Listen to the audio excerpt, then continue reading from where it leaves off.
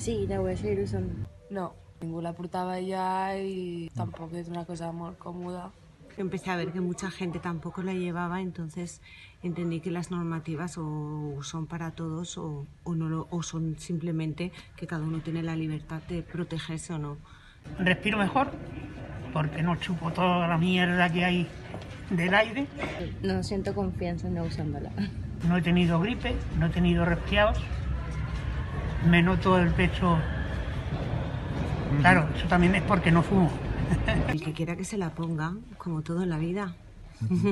Prefiero llevarla, total, al fin y al cabo, como no tengo que enamorar a nadie. Sigue pareciendo que no es momento todavía para quitarla, pero bueno, yo la seguiré usando por protección propia. Me encuentro a gusto con ella, en casa me la quito lógicamente, pero cuando salgo de casa no me la quito ni con perdón para ir a mear.